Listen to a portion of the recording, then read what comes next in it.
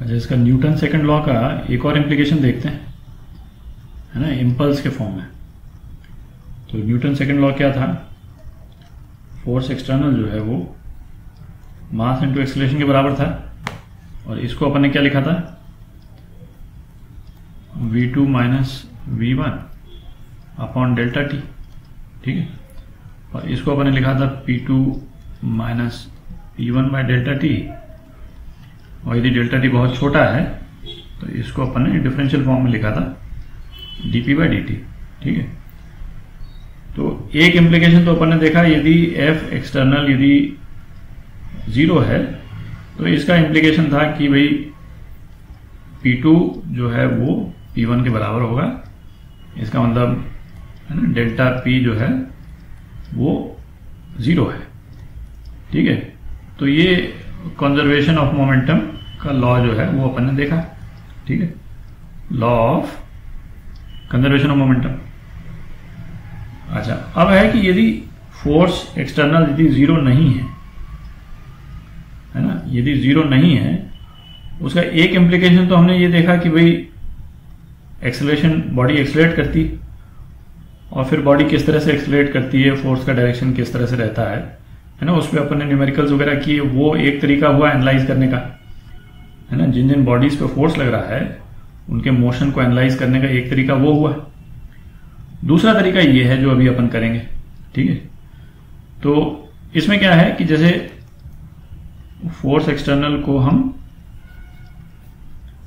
dp by dt के form में लिख सकते हैं, है ना, ये। तो इसे क्या मतलब निकला? dp जो है वो एक्सटर्नल फोर्स इंटू dt, इसको हम इंटीग्रेट करते हैं दोनों तरफ। तो p1 मोमेंटम से p2 मोमेंटम तक, और यदि फोर्स एक्ट कर रहा है टाइम t1 से लेकर के t2 तक, ठीक है। तो ये क्या हो गया? Change in momentum, change in momentum जो है वो फोर्स एक्सटर्नल dt का जो इंटीग्रल है इसके बराबर होगा, ठीक है। तो ये एक इंपॉर्टेंट रिलेशन है, ये एक इंपॉर्टेंट रिलेशन है। और जो ये वाला जो पोर्शन है, ये जो है इंटीग्रल ऑफ फोर्स dt जो है, इसको इंपल्स बोलते हैं, ठीक है। यदि कोई भी एक्सटर्नल फोर्स किसी एक पर्टिकुलर टाइम पीरियड तक यदि एक्ट करता है बॉडी पे, तो वो बॉडी का मोमेंटम चेंज कर देगा, ठीक है। तो इस इक्वेशन का क्या मतलब निकला कि फोर्स टाइम ग्राफ का जो एरिया अंडर द कर्व है वो चेंज इन मोमेंटम के बराबर है, ठीक है। तो यदि किसी बॉडी पे फोर्स जो लग रहा है वो इस तरह से वेरी कर रहा है सपोज, ठीक है, तो किसी भी दो टाइम पीरियड्स के बीच में, सपोज ये टाइम पीरियड t1 है और ये टाइम पीरियड t2 है, इसके बीच में ये जो एरिया है इस ग्राफ के अंडर में, ये जो एरिया है ये हमको देगा चेंज इन मोमेंटम। मोमेंटम नहीं देगा, चेंज इन मोमेंटम।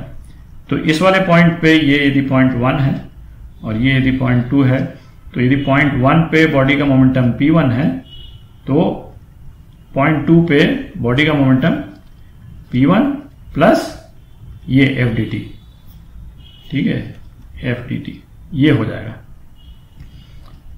तो कोई भी पॉइंट p2 जो है वो p1 प्लस f dt, ठीक है, t1 से लेकर t2 के लिए।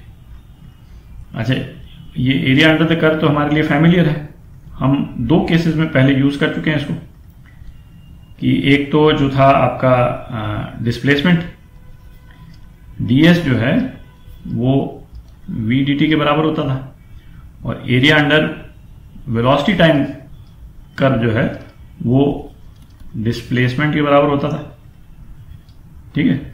और दूसरा हमने देखा था area under acceleration time graph, और वो किसके बराबर होता था? वो चेंज इन वेलोसिटी के बराबर होता था।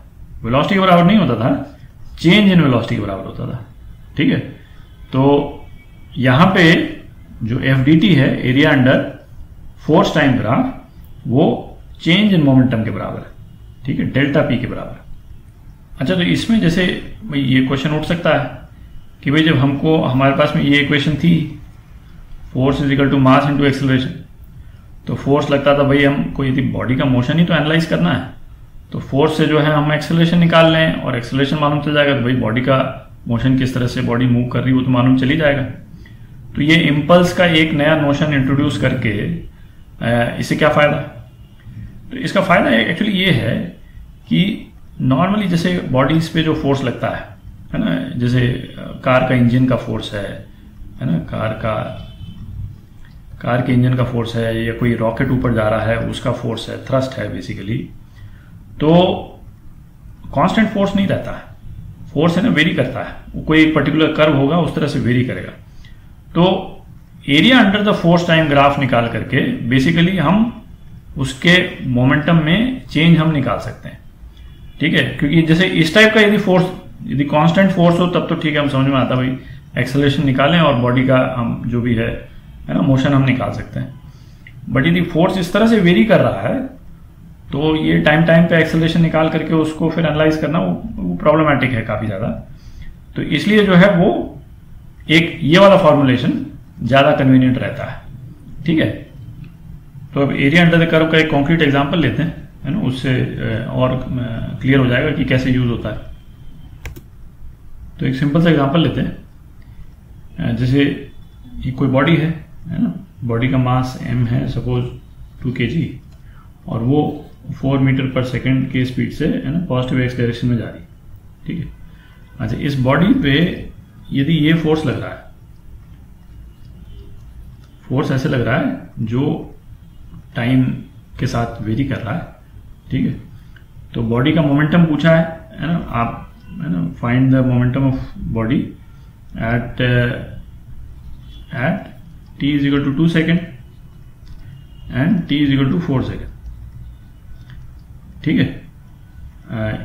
Initially t is equal to 0 पे बॉडी की ये वेलोसिटी है, और तो अपने कंसेप्शन के लिए एक तो इसका ग्राफ बना लेते हैं, ठीक है, उससे विजुलाइज करना इजी हो जाता है। तो ये रफ फोर्स टाइम ग्राफ बना लिया अपन, ठीक है, इधर फोर्स और ये टाइम, ये 2 सेकेंड हो गया, और सपोज इसको 4 सेकेंड कर देते हैं, ठीक है। तो इक्वेशन को हटा भी दें यदि, तो इसको एनालाइज करके इतना तो अपन देख ही सकते हैं कि भाई 2 सेकेंड के बाद में फोर्स का डायरेक्शन जो है वो नेगेटिव हो गया है, तो 2 सेकेंड के बाद में बॉडी का मोमेंटम जो है वो कम होने लग जाएगा, ठीक है। तो निकालते हैं इसको।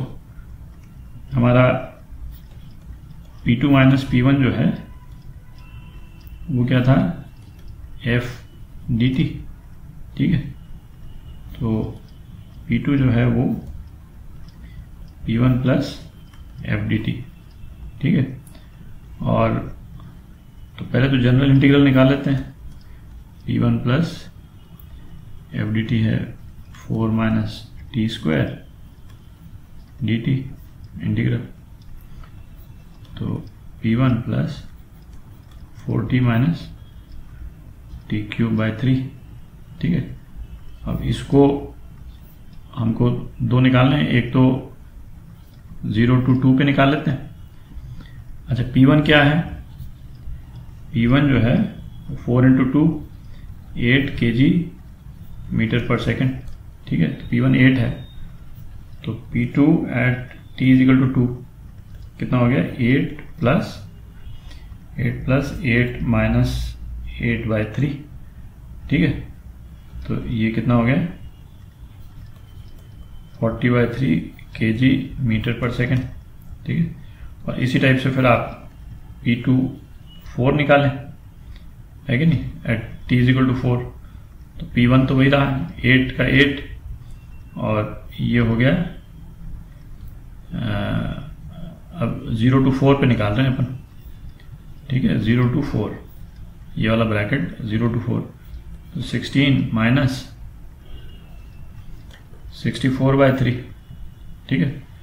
तो ये कितना हो गया, 8 माइनस 5 समथिंग हो गया, 5 पॉइंट समथिंग, तो ये हो गया 3 kg मीटर पर सेकेंड।